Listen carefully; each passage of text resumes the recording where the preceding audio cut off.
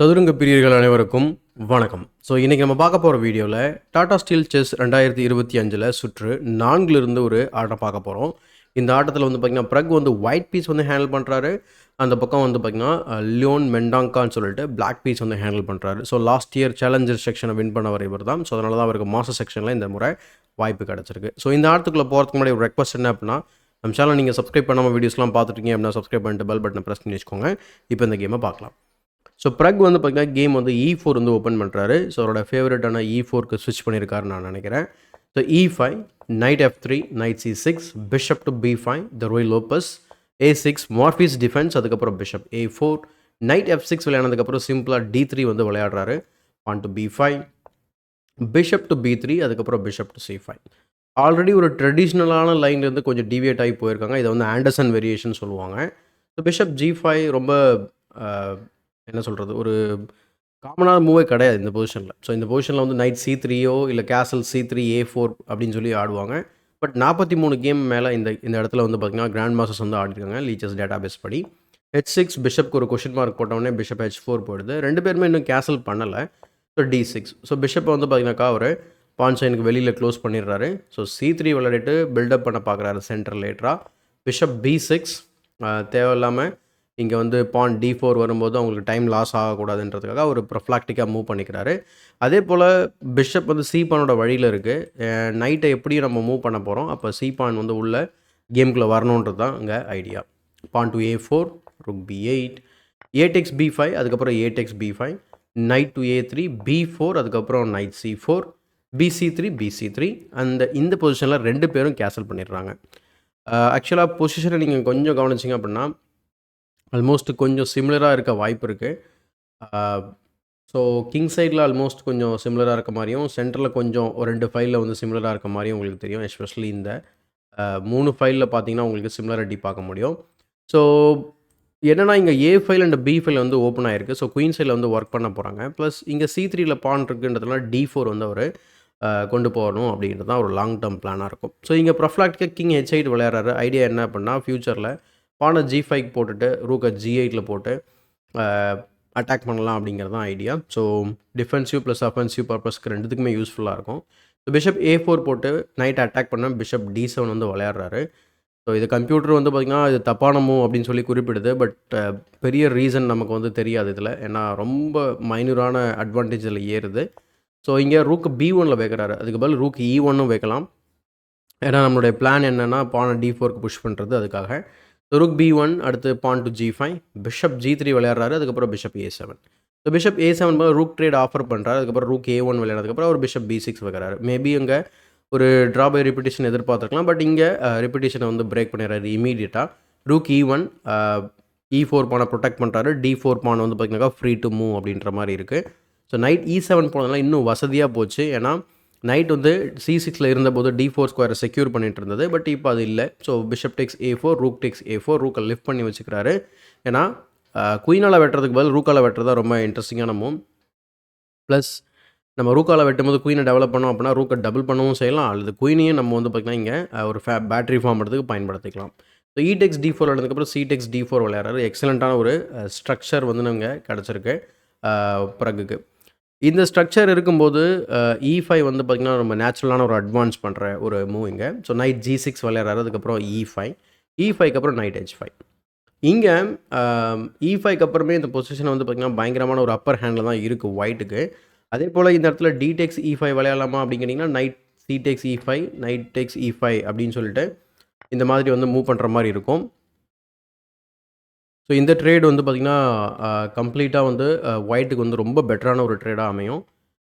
C பானை வந்து பார்த்திங்கன்னா ஈஸியாக ஆக்சஸ் பண்ணுற மாதிரி இருக்குன்றதுனால இருக்கிற மேஜர் பீசஸ் எல்லாத்தையும் ரவுண்ட் அப் பண்ணி சி பானை டார்கெட் பண்ண ஆரம்பிச்சிடலாம். அதுவும் light square dark square bishop இங்கே E5 இருக்கும்போது இந்த பக்கமும் அட்டாக் பண்ணும், இங்கேயும் அட்டாக் பண்ணும். ஸோ எக்ஸலண்ட்டான பொசிஷன் ப்ரக்குக்கு. ஸோ அதனால் அவர் என்ன செய்கிறார் அப்படின்னா நைட் H5 போடுறாரு. வேணா நீங்கள் வெட்டிக்கோங்க அப்படிங்கிற மாதிரி. அவர் ஓகே நான் D6ல் வெட்டிக்கிறேன்னு சொல்லிட்டு வெட்டுறாரு. பட் இன்பிட்வீன் மூவ் மாதிரி நைட் இன்ட்டு G3, அவரும் இன்பிட்வீன் மூவ் மாதிரி D இன்ட்டு C7 விளையாடுறாரு. ஸோ இந்த ப்ராசஸில் என்ன ஆகுது அப்படின்னு நீங்கள் பார்த்தீங்கன்னாக்கா எல்லாமே முடிஞ்சதுக்கப்புறம் ப்ரக் வந்து ஒரு பான் அப்பில் இருக்கிறாரு. இந்த ஒரு பான் வந்து பார்த்திங்கன்னா நார்மலான பானாக இருந்தாலும் ஓகே. இது வந்து பாஸ் பானாக இருக்குது சென்டரில். அது மட்டும் இல்லாமல் ப்ரக்கோட பீசஸ் எல்லா பீசஸுமே வந்து பார்த்திங்கன்னா ஆப்டிமமாக வந்து ப்ளேஸ் ஆகிருக்குன்னு சொல்லலாம். குயின் இன்னும் மூவ் பண்ணலை, பட் இருந்தாலும் பேக்கப்புக்காக D5 இருக்கிறது நல்லது தான்.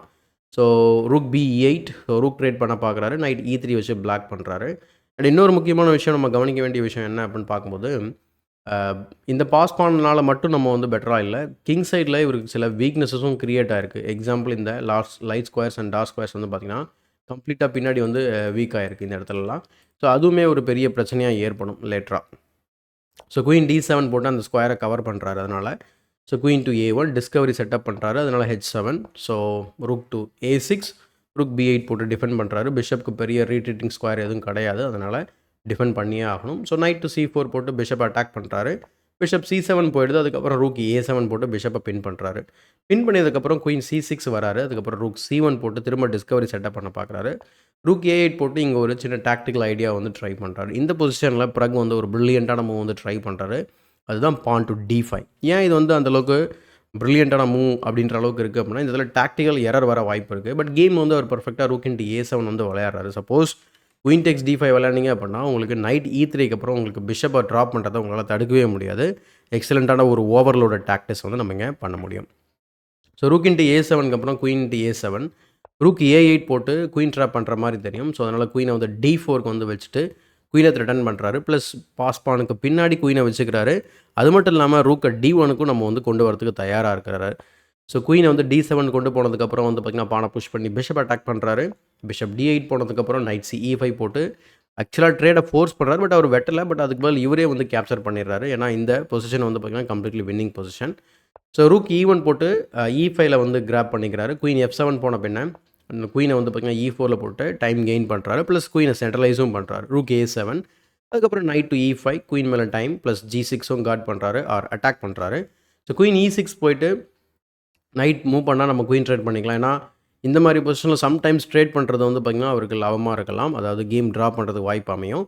பட் நைட் C6 போயிட்டு இங்கே ஒரு பெரிய ஒரு ஃபோர்ஸ்டு மூவ் வந்து சீரியஸ் ஆஃப் ஃபோர்சிங் மூவ்ஸ் வந்து இங்கே வைக்கிறாரு.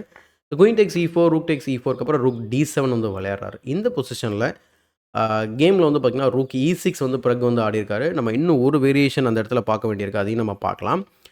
அதுக்கப்புறம் H5, அதுக்கப்புறம் கிங் H2. ஆக்சுவலாக 46வது மூலம் இந்த பொசிஷனில் வந்து ரிசைன் பண்ணிடுற டைம் ப்ரெஷரோ எதுவுமே இல்லை. நீங்கள் வந்து பார்க்கலாம். செகண்ட் டைம் கண்ட்ரோல் ரீச் பண்ணதுக்கப்புறம் நிறைய டைம் வந்து அவர் கிளாக்கில் இருக்குது. அப்படி இருந்துமே 46வது மூலம் கிங் H2க்கு அப்புறம் ரிசைன் பண்ணுறாரு. ரொம்ப இன்ட்ரெஸ்டிங்கான ஒரு வேரியேஷன் நம்ம வந்து எண்டிங்கில் பார்ப்போம். அதுக்கு முன்னாடி இந்த பொசிஷனில் நிறைய பேருக்கு இருக்கக்கூடிய சந்தேகம் என்னவாக இருக்கும் அப்படின்னா, நம்ம நைட் இன்ட்டு D8 விளையாடினா நம்மளால் வின் பண்ண முடியுமா அப்படின்னா, கண்டிப்பாக வின் பண்ண முடியும்.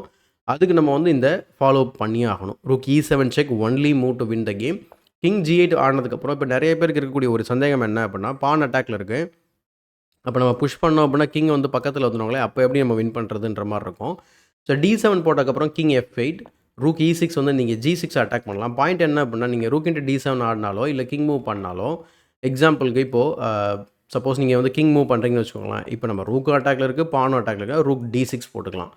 சரி, ஓகே, நான் இங்கே வரப்போகிறேன் அப்படின்னு சொல்லி நீங்கள் இங்கே வந்தீங்க அப்படின்னு சொன்னால் தென் ரூக் டெக்ஸ் G6. ஸோ எப்படி பார்த்தாலும் கிங் வந்து G6 பானை வந்து டிஸ்கனெக்ட் பண்ணியே ஆகணும். அதுக்கு டேரெக்டாக நீங்கள் ரூக் இன்ட்டு D7 ஆடினாலும் கூட ரூக் இன்ட்டு G6 அதுக்கப்புறம் ரூக் H7 போட்டு டிஃபெண்ட் பண்ணிங்கன்னா தென் ரூக் A6 போட்டுட்டு அழகாக வந்து கிங்கை வந்து மார்ச் பண்ணி கொண்டு வரலாம். இப்போ உங்களுக்கு ஒரு சந்தேகம் வரலாம். என்ன அப்படின்னா, நம்ம இப்படி வரும்போது லைட் ஸ்கொயரில் அவங்க கண்ட்ரோல் பண்ணால் என்ன பண்ணுறது? ரொம்ப சிம்பிள் தான். இந்த ஏதோ ஒரு பானை நீங்கள் அட்வான்ஸ் பண்ணி அந்த ஸ்ட்ரக்சரை பிரேக் பண்ணி திரும்ப உங்களுடைய ரூக்கையும் கிங்கையும் யூஸ் பண்ணி நீங்கள் அந்த பானை வந்து வின் பண்ணிவிட்டு இருக்கிற பானை வச்சு கிங் அண்ட் பான் கேமோ மூலியமாவோ இல்லை இருக்க எக்ஸ்ட்ரா பான் மூலியமோ கேமை வின் பண்ண முடியும். இந்த ரூக் வந்து 6th ரேங்கில் இருக்கிறதுனால பிளாக்கோட கிங் வந்து ஆக்டிவேட் ஆக முடியாது. இது ஒரு இன்ட்ரெஸ்டிங்கான ஒரு வேரியேஷன். கேமில் ரூக் E6 வந்து ஆடிருக்காரு. அதுக்கப்புறம் H5, கிங் H2. பேசிக்காக ஜுக்ஸாங்கில் நீங்கள் வந்து மாட்டிக்கிட்டீங்கன்னு சொல்கிறது தான் இந்த ஐடியா. பிளாக் எந்த மூவ் பண்ணாலும் தோல்வியை தான் வந்து தழுவுற மாதிரி இருக்கும். எக்ஸாம்பிளுக்கு இந்த பொசிஷனில் வந்து கிங் G7 நீங்கள் ட்ரை பண்ணீங்க அப்படின்னு சொன்னால் இங்கே நிறைய டாக்டிக்கல் ஐடியாஸ் இருக்குது. எக்ஸாம்பிள் நீங்கள் ரூக்கை சாக் பண்ணி கூட இந்த பொசிஷனை சிம்பிளிஃபை பண்ணி விளையாடலாம். அப்படி இல்லைன்னு சொன்னாக்கா இந்த இடத்துல வந்து கிங் G7 ஆடுறீங்கன்னா நைட் E5 விளையாடலாம். ஸோ நைட் E5க்கு அப்புறம் நீங்கள் வந்து ரூக்கை மூவ் பண்ணி தான் ஆகணும். சப்போஸ் நீங்கள் ரூக்கை மூவ் பண்ணீங்கன்னு சொன்னால் தென் ரூக் டெக்ஸ் G6 செக்கு. ரூக் டெக்ஸ் G6 செக்கு, கிங் H7 வருவீங்க. தென் அதுக்கப்புறம் நம்ம ரூக் E6 வந்துட்டு திரும்ப வந்து பார்த்திங்கனாக்கா இந்த பானை புஷ் பண்ணுறதுக்கு ட்ரை பண்ணலாம். ஸோ அதுக்கப்புறம் ரூக்கை வந்து E5ல போட்டு பிஷப்பை சேஸ் பண்ணுறோம். அதுக்கப்புறம் பானை புஷ் பண்ணி திரும்ப பிஷப்பை வின் பண்ண வாய்ப்பு இருக்குது. அது மட்டும் இல்லாமல் இன்னொரு வேரியேஷன் என்ன அப்படின்னா, டேரெக்டாக இந்த மாதிரி சிம்பிளிஃபிகேஷன் பண்ணுறதா இருந்தாலும் பண்ணலாம். இது சில பேருக்கு வந்து சந்தேகமாக இருக்கும், இது வின் பண்ண முடியுமா அப்படின்னு சொல்லிட்டு. நைட் C5 செக்கு, கிங் இன்ட்டு D6 விளையாடுறதுக்கப்புறம் திரும்ப நைட் B7 செக் வச்சு ஈவன் நீங்கள் நைட்டையை கூட ட்ரேட் பண்ணலாம். ஏன்னா இந்த பான் இன் கேம் வந்து பார்த்திங்கனாக்கா பிளாக்குக்கு வந்து பார்த்திங்கன்னா losing pawn in game. So F4 விளையாடலாம், G4 விளையாடினாங்க அப்படின்னா திரும்ப நம்ம கிங் G1 கிங் F2ன்னு சொல்லி பாஸ் பான் இருக்குன்றதுனால இந்த பான் டபுளாக இருந்தாலும் ரொம்ப பியூட்டிஃபுல்லான ஜாப் பண்ணிகிட்டு இருக்கு. ஸோ அந்த காரணத்தினால நம்ம கிங்கால் வந்து பார்த்திங்கன்னா கைட் பண்ணி இந்த பானை வந்து பாஸ் பானாக மாற்றிட முடியும். So any move is winning move literally இந்த ட்ரேடுக்கு அப்புறம். ஸோ அந்த காரணத்தினால தான் இவ்வளோ சிம்பிளிஃபைடான என் கேமில் நம்ம கன்டினியூ பண்ணமான்னு நினச்சி 46வது மூவில் மெண்டான்கா வந்து ரிசைன் பண்ணிடுறாரு.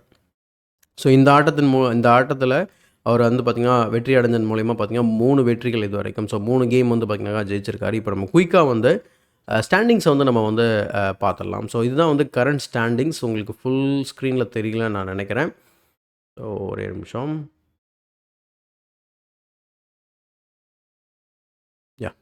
ஸோ இப்போ பார்த்தீங்கன்னா உங்களுக்கு ஸ்டாண்டிங்ஸ் வந்து கிளியராக தெரியும். ஸோ ப்ரக் ஆக்சுவலாக வந்து டாடா ஸ்டீல் செஸ்ஸை லீட் பண்ணி போயிட்டுருக்காரு 3.5ல். So out of 4 round. So இவரோட பர்ஃபார்மன்ஸ் எடுத்து பார்க்கும்போது 3062 பர்ஃபார்மன்ஸ் கொடுத்துருக்காரு. 14.2 ELO ரேட்டிங் வந்து ஏற்றிருக்காரு. ஸோ தொடர்ந்து 3 விக்ட்ரி. ஸோ ஹேட்ரிக் வந்து இங்கே பண்ணியிருக்காரு. ஸோ அதை தொடர்ந்து நொதிர்பேக் வந்து 3யும், ஃபேபி வந்து 2.5, குகேஷ், வென்சன் கெய்மர், விளாடிமிர் ஃபிதசேவ், பென்டலா ஹரிகிருஷ்ணா இவங்க எல்லாம் 2.5 வந்து ஆடிருக்காங்க. இவங்க யாருமே வந்து தோக்கலை. ஐ திங்க் பென்டலா மட்டும் தோத்துருக்காரு. பட் கீழே இருக்கக்கூட வேஇ, அதாவது நம்ம யாரெல்லாம் வந்து பயங்கரமாக விளையாடுவாங்க அப்படின்னு நம்ம ஒரு எதிர்பார்ப்போம் இல்லைங்க, அதெல்லாம் வந்து உல்ட்டாவாக போயிட்டுருக்கு ஆக்சுவலாக.